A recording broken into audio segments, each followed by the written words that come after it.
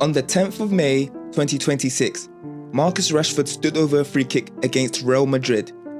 Barcelona were one win away from becoming champions of Spain. Rashford! It was his 14th goal of the season, in the match that secured La Liga for the club he had spent years wanting to represent. It looked like the perfect ending to the perfect loan. 19 days later, Barcelona signed Anthony Gordon. The reported price was 70 million euros, with another 10 million potentially to follow. Barcelona already had an option to keep Rashford for around 30 million. They said no. Then they signed Karim Adeyemi as well. Rashford left Barcelona after 49 appearances, 14 goals, 11 assists, and 2 trophies. So how can a player help win the league, contribute to 25 goals, and still not be wanted for 30 million euros? This is not simply the story of a player who became bad. It's a story of how qualities that once made Marcus Rashford priceless became less convincing to the clubs that could still afford him. Marcus Rashford's story was never supposed to unfold like this. In February 2016, an injury to Anthony Martial during the warm-up placed an 18-year-old academy forward into Manchester United's started 11 against Midtjylland. He scored twice. 3 days later, he started against Arsenal and scored twice again. Then came the winner in his first Manchester derby, then a goal on his England debut. Rashford did not gradually introduce himself to elite football. He arrived by deciding matches. That beginning established the version of him people would spend the next decade searching for. The forward who could enter a huge moment with no hesitation and reach the decisive action before anybody else. He was not yet a complete winger. He did not need to be. At 18, every weakness could be described as something he would eventually learn. Every inconsistent performance disappeared behind the speed, the fearlessness, and the possibility of what came next. Potential filled every gap in his game. The problem is that potential does not last forever. Rashford developed under different managers, in different positions, and inside Manchester United teams that rarely stayed the same for long. But the clearest version emerged under Ole Gunnar Solskjaer. United were often the most dangerous when their match opened up. They could recover the ball, find an early forward pass, and attack before the opposition had rebuilt its shape. For Rashford, this was almost perfect. He could begin on the left, accelerate into the space between fullback and centre-back, and reach goal before the defence was ready. Big matches often gave him the one thing he needed: space. In 2019-20, he scored 22 times in all comps, despite a serious back injury interrupting the season. In the league, he produced 0.58 goals per 90 minutes, the highest rate of his career to that point. The goals looked different, but the first advantage was usually the same. One early pass, one defender turning towards his own goal, one race Rashford already expected to win. Rashford was not a winger designed to control matches. He was designed to break them open. And for a team comfortable attacking transitions, that could look unstoppable. But for a team trying to dominate every phase of possession, it left the question that the goals could temporarily hide. So what happened when the space disappeared? The first major decline did not begin with one tactical decision. It arrived after the strain had accumulated. Rashford suffered a double stress fracture in his back in January 2020. During the following season, he played 57 times for United, while carrying a shoulder problem that eventually required surgery after Euro 2020. He missed the opening of 21-22 season. And when he returned, United were already becoming unstable.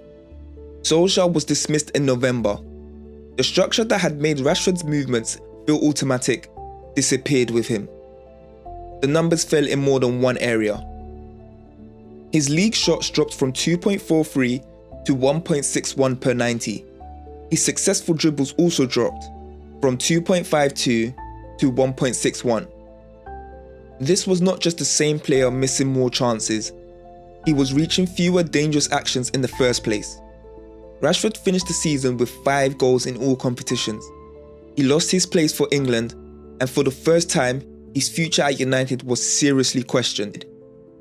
Then, just as the decline began to feel permanent, Rashford produced the best scoring season of his career.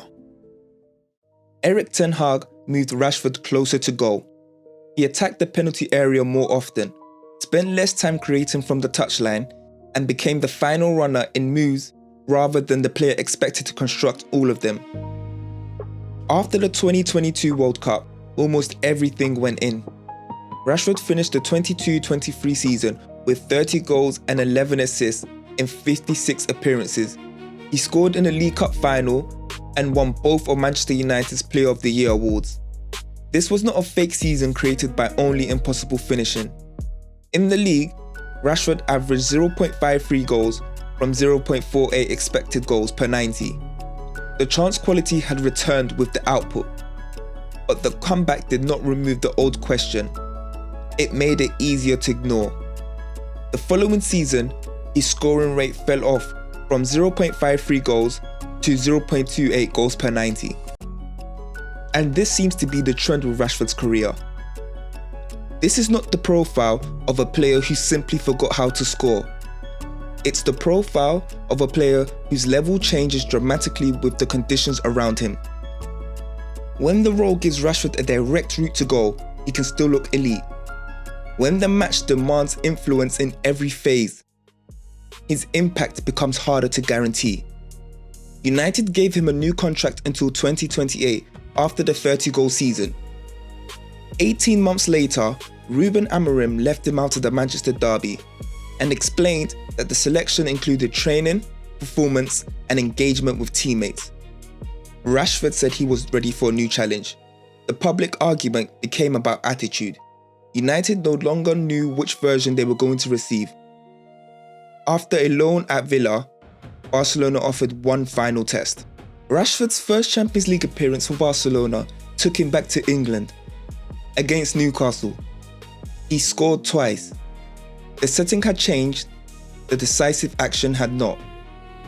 Across the season, Rashford was not an automatic starter. He started 18 league matches and was frequently used to rotate or change Barcelona's front line.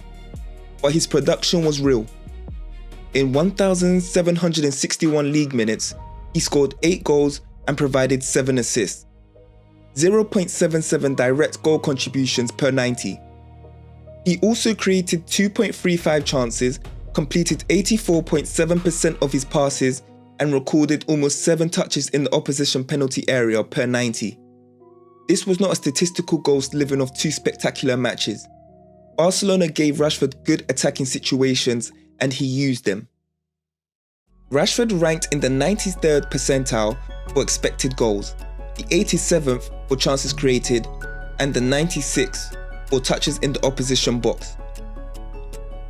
But when we look at his dribble success, we can see he was ranked in the 22nd percentile, and the 18th for duels won, and the 4th for recoveries. Rashford's influence was concentrated near the final action. Barcelona's established wide forwards offered more beyond it. Lamine Yamal and Rafinha both produced more expected goals plus expected assists per 90. They completed a higher proportion of their dribbles and recovered the ball more often. Rashford could amplify Barcelona's attack without having to become its centre. That distinction matters because a productive loan answers a different question from a permanent transfer. Barcelona proved Marcus Rashford could still produce at an elite club. But this stint did not prove that an elite club should build its future around him. I don't think so.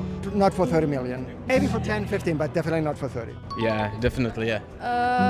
Yes. La Liga teams which play defensively, he's not that great.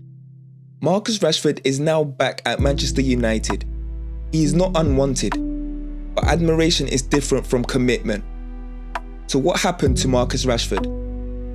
He did not lose every quality that made him special.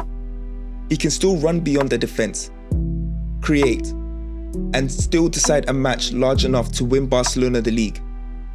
At 18, the future filled the gaps in his game. But at 28, those gaps are now helping to determine the price. Would you sign Marcus Rashford for 30 million euros? The talent says yes. Everything surrounding it explains why Barcelona said no.